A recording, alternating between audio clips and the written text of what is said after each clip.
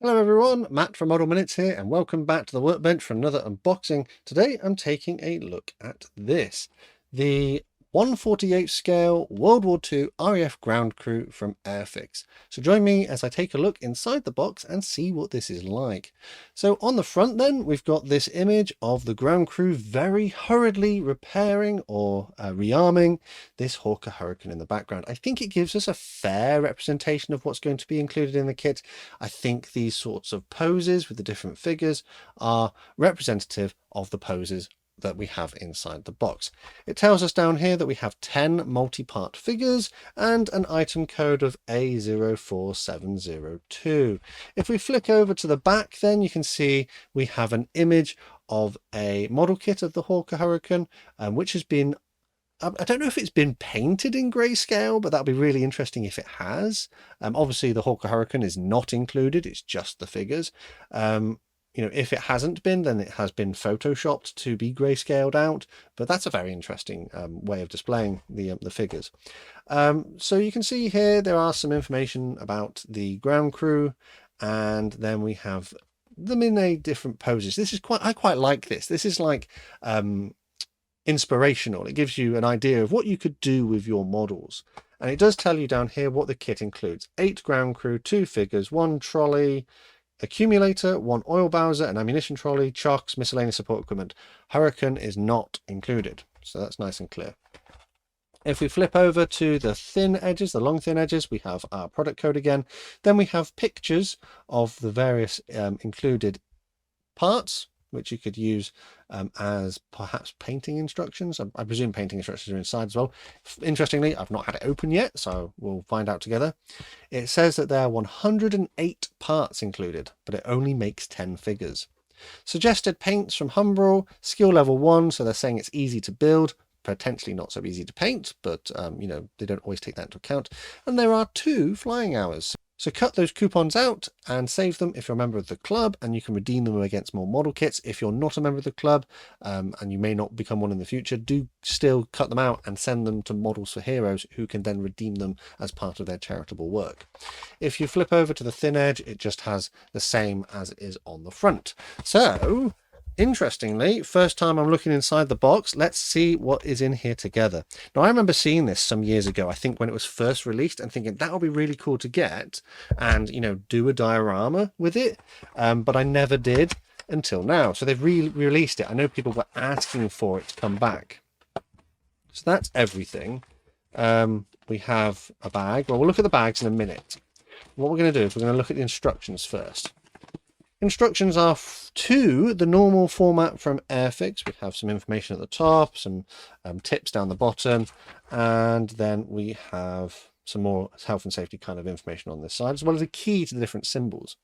And then we're told these are the assembly instructions.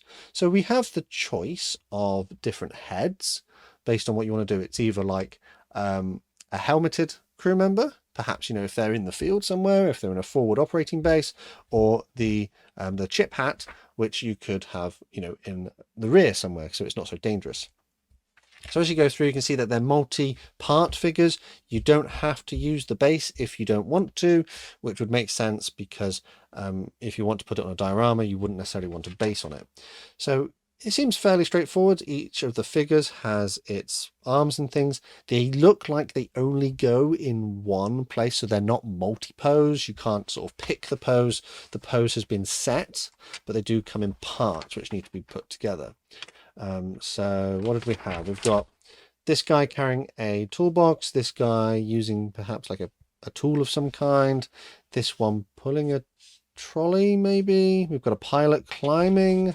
We have a armorer, we have a pilot and his dog running towards an aircraft perhaps, another armorer and someone doing something, hand gestures which probably go with the trolleys and things, and then another one here. Painting instructions, so these are in full color, fairly straightforward I would say to follow these. Generally RAF uniform blue with extra bits picked out as appropriate. As you go through, you can see the pilots are picked out in slightly different colors. I quite like this guy because he's climbing into an aircraft, which will be fantastic for a diorama. And then the other ones, this one's wearing overalls, which you can see are a different color.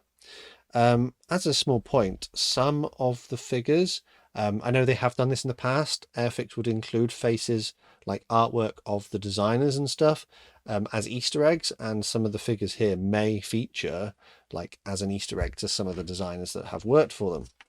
Paint colour callouts are all down here as well, but they are labelled, and it's all in colour, so it's fairly straightforward. The next thing then are the instructions for your accessories. The Bowser comes in a number of parts, but fairly straightforward by the looks of it. The accumulator trolley, again, same kind of deal. And the ammunition trolley. And yeah, oh, we've got machine guns and stuff you can put on there. Would they take the machine guns out quite frequently? I don't know. Maybe they would. And then we have painting instructions again in full color, which is great. Yeah, fairly straightforward, I would say. Instructions are fairly okay. No decals though. You don't get any decals in this kit by the looks of it, which would make sense because, you know, there's nothing that you need decals for. So let's now look at the plastic parts. Let's have a look in this one. So this first sprue is our accessories. This has all of our trolley components on it. And the plastic is the dark grey, which we come to expect from Airfix of recent years. A touch greasy, I would say, just ever so slightly greasy. There's like a slight residue. Plastic is relatively dense, and the mold quality is fairly good. You can see quite nice level of detail represented. There's like little sort of like rivets and stuff on the woodwork here. The tires have got nice level of detail. Ejector pins are on this side, mostly not invisible surfaces by the looks of it, but perhaps that's probably the underside of the trolley, so that's probably not too much of a problem. Flash is not particularly present, so the moulding is fairly crisp, which is quite nice. Level of detail, pretty decent. So yeah, for 1/48 scale, these look okay. These are our chocks here. Yeah, not bad. Let's look at the next sprue then. Right, so here are our figures. Quite a lot going on, quite a lot of parts here. Mold quality, let's make a little bit of room so we can see what we're looking at. Mold quality is pretty nice. The level of details are pretty good. There is a little bit of flash. There are some mold seams down the parts which will need cleaning off, but no worse than figures that I've seen from other companies. They look fairly good. Even like the ammunition belts have individual bullets or rounds picked out on that. That's pretty nice. Flipping over to the other side, again the same kind of thing on this side. Where are the ejector pins? That would be the question. Ejector pins are on this side, so it looks like all the ejectors pins have gone onto the sprue or the extra pips rather than actually onto the figures, which is good. They've thought about that. Molding is fairly good, fairly crisp. Yeah, not bad. Level of detail is pretty good. I quite like on the back here, you can see all their harnesses and straps on all the parachute and the dog. That's quite well reproduced. These are quite nice looking figures, aren't they? They'll certainly make a nice addition to a diorama. But yeah, oh, we got one more bag. Hang on, what's in there?